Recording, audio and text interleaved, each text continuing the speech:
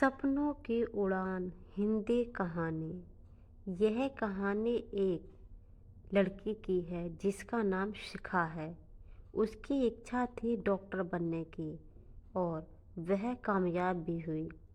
सफ़र यहाँ से शुरू होता है।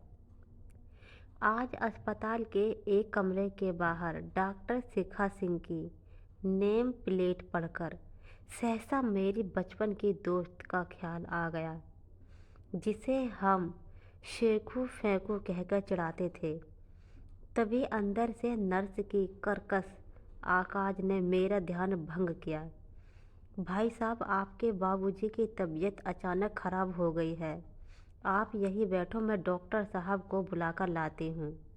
बाबूजी कई वर्षों से कैंसर से जूझा कर रहे थे और पिछले कुछ हफ्तों से उनकी तबीयत तेज़ी से ख़राब होती जा रही थी। अब पूरी तरह से दवाओं से भी गुजारा नहीं हो रहा था। नर्स द्वारा दी गई दवा खाकर बाबूजी कुछ पल चैन की नींद सोते, कभी अचानक उठ बैठते। अचानक मेरे बचपन के किस्से मेरी मानस पटेल पर सहसा ब्लैक एंड वाइट फिल्म की तरह जीवंत होने लगी। मेरे सभी दोस्तों में पढ़ाई में सबसे होशियार थी शेखू।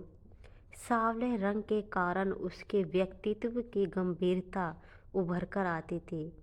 दोस्त रंग रूप को लेकर कितना भी चिढ़ाते हो, लेकिन उसकी आंखों की सच्चाई मुझे हमेशा खींचती थी।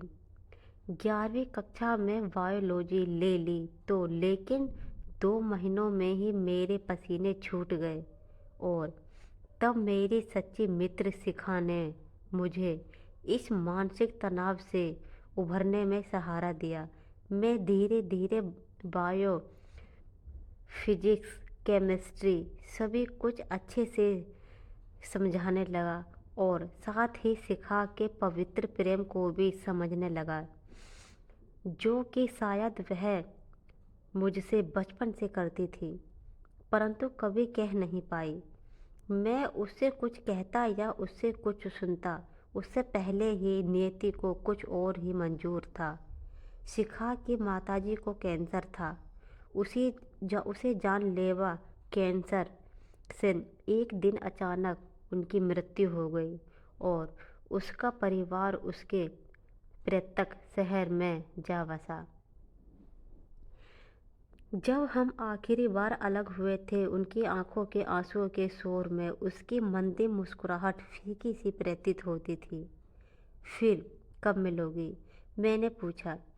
जब ईश्वर को मंजूर होगा, कहकर वह हमेशा के लिए चली गई। मुझे तो वह नहीं पता था कि वह सचमुच मुझसे प्यार करती भी थी या नहीं। हालांकि मेरे दिल को इस बात का यकीन था, हम दोनों की आंखों से बहती आंसुओं की धारा मुक्त थी, परंतु चिल्ला चिल्ला कर हमारे प्रगाढ़ प्रेम को प्रतिबंधित कर रही थी। नर्स की कर्कश आवाज़ ने पुनः मेरी स्मृतियों को शून्य कर दिया था। यह दवा जल्दी लेकर आइए, डॉक्टर राउंड पर आने वाली हैं। तेज कदमों से मैं दवा लेकर बाबूजी के बिस्तर के पास लौटा तो डॉक्टर व नर्सों की टीम उन्हें घेरे खड़ी थी। मेरी नज़र उन पैनी नज़रों से मिली जो जानी पहचानी थी। शेखू, मुंह से निकला, तुम यहाँ कैसे हो अमित? वही मंदी मुस्कान, पर आवाज़ में औपचारिकता अधिक थी, मानो वह सबके सामने बचपन के दोस्त से खुलकर नहीं मिल पा रही हो। मैं ठीक हूँ। मेरी दोस्त शेखू ही अब इस अस्पताल की कैंसर स्पेशलिस्ट डॉक्टर शिखा सिंह है। वार्ड का राउंड लेने के बाद शिखा ने मुझे अपने रूम में चाय पर बुलाया तो सहसा मुंह से निकला, डॉक्टर शिखा सिंह, तुम हमेशा से यहीं बनना चाहती थी ना? और हम दोनों मुस्कुराए। सफ़र की चुनौतियों के विषय में चर्चा करने में अब हम दोनों की कोई रुचि नहीं थी। जीवन के हसीन बचपन को कुछ याद ही नहीं था कि डॉक्टर शिखा सिंह को 43 नंबर रूम में मरीज का कॉल आ गया और वो फिर बातें अधूरी छोड़कर वहाँ से चली गई। शायद यही था उसकी कामयाबी का रहस्य। खुद पर जज्बात को हावी नहीं होने देती थी। खुद पर दुख के सपनों पर उसे इतना यकीन था तथा सपनों की हकीकत में बदलने का उसके मन में एक जुनून भी था। उसी क्षण मन के एक कोने में आत्मा विश्लेषण शुरू हो गया कि शिखा के जाने के बाद पहले प्यार में नाकाम मैं 12वीं भी धक्के से पास कर पाया। बाबूजी की परचूनी की छोटी सी दुकान ने मुझे इसकी इकलौती संतान को रोजगार तो दे दिया, परंतु कहीं ना कहीं मैं बहुत पिछड़ गया था। यूं तो मेरे पैसे की कमी ना थी।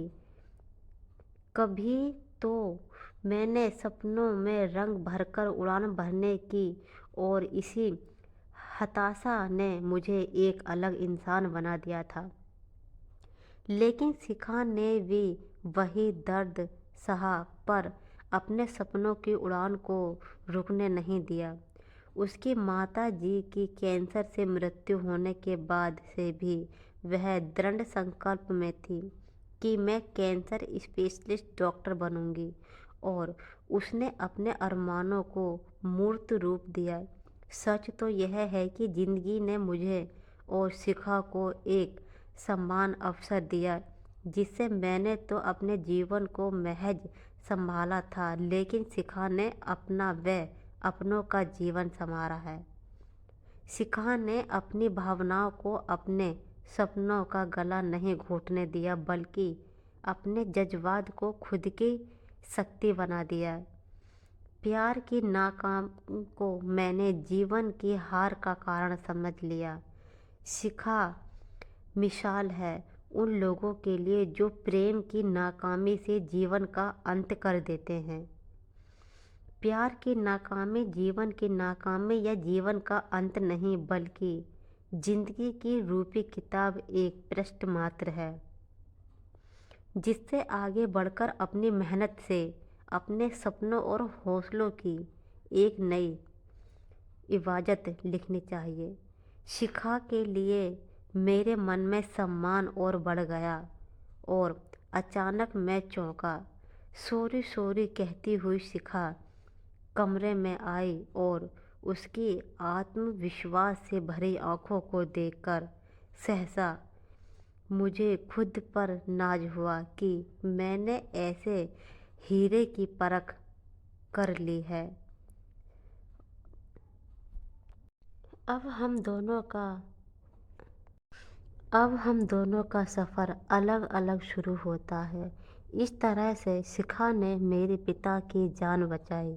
वे एक अच्छी डॉक्टर कहलाई और मैं अपने बापूजी को लेकर अस्पताल से घर वापस आ गया।